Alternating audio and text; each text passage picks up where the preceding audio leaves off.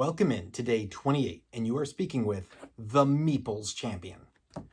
Today we're going to be going over a game that I used to play a lot, and it has definitely just plummeted down on my particular list.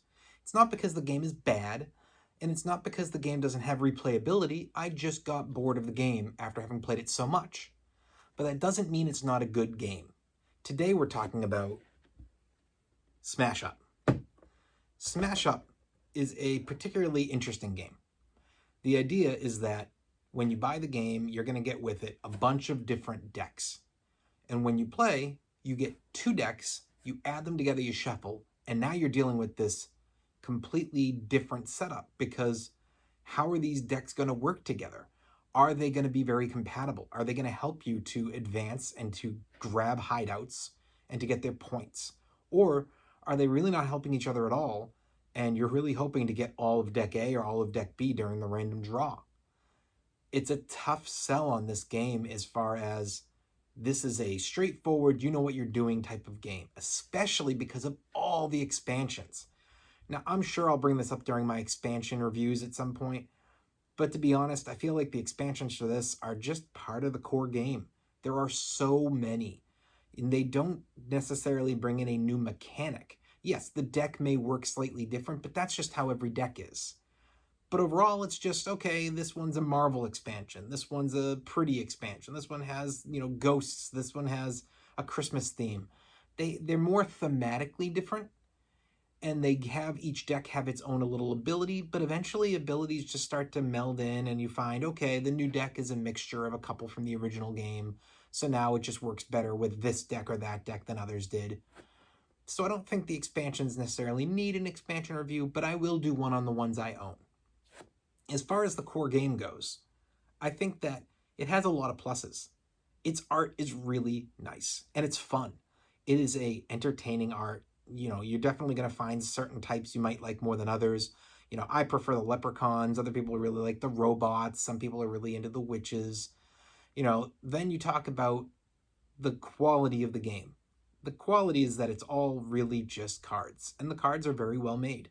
They definitely knew what they were making and realized if we're not making a bunch of components and we're making just the one, let's make it really well. I'm not worried about these cards. Unless somebody is tearing the cards up on you, these cards aren't going to get beat up that badly.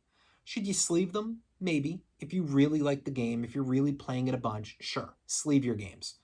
But if not, it's not a big deal. Can you play this game for its price? The price is interesting because in the base game, you're only getting, I believe it's 10 factions. And when you buy the game, it's about $35, $40. Now, if you buy an expansion, you usually get an expansion like 4 factions. But you can play 2-player with 4 factions. So you could buy this game as just the expansion, play it by itself, and you're fine. You don't have to own the main game to be able to play. And that's going to go with a lot with this game, where it's like, oh, I'm going to pay $20 to try out an expansion. And if I like it, then I'll go buy the big. You could do that. See if you like a 2-player, and then go, okay, it's worth me picking up the bigger game. Or, of course, always try out a friend's version. You could always buy just the base game, and it's still not that expensive. Do I think that there are a lot of routes to winning?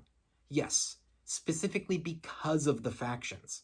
When you play this game, depending on the faction you have, there's a totally different winning style every time.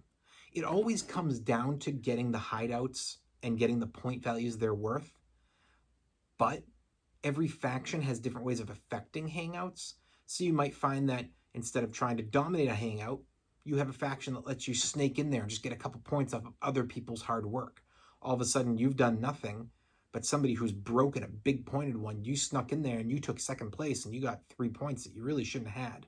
Or you have a faction that says, oh, well, you don't have a lot to do to dominate a location, but you're going to be able to destroy cards well. And certain locations might say, you get a point every time you destroy a card here, and you're the one destroying cards like crazy. There are a lot of ways to score points based on the decks you have, the way you've built them, the factions that are out. It's a great game in a lot of respects. I don't necessarily dislike the game. I don't love it like I used to, but I played it a lot. And when I look at the groups I'm with today, they're just not a group that are into it. My wife, I've tried to get it at the table. She's not a big fan. My sisters, not big fans. My gaming group, they know of the game. I haven't really tried to push it on them because it's really just not the level of what we play. So, do I think that you need to own this game? No. But give it a try. See if you like it, and maybe it's a good game for you. I think that the game came at me not that long after I had learned how to play Catan and Ticket to Ride, my entry-level games for this higher game of Echelon. And it was the right game at the right time. Had I not played it then, had I played it now, I don't know that I would have really wanted to play the game. I think the game would have easily gotten away from me. Instead, it's in my collection. It's not one I want to get rid of, but I don't get it to the table anymore. It's a game I hold on to because somebody might want to try the game, and I want to have it there for that situation. I think that my daughter, when she gets to starting gaming, she won't play with it at the beginning, but maybe when she's 8 or 9, this will be a great game, and she'll love the art. And so I definitely think if you own it, you're not going to get rid of it. But don't jump at buying it right away because it may not fit your group, or you may have already gotten beyond this level game, and it just is one that you go, I would love that game, but I'm never going to get it to the table. And that's just realistic. Nonetheless, this has been Smash Up. You've been speaking with the Meeples Champion, and this has been day 28. Check in tomorrow for day 29. Talk to you then.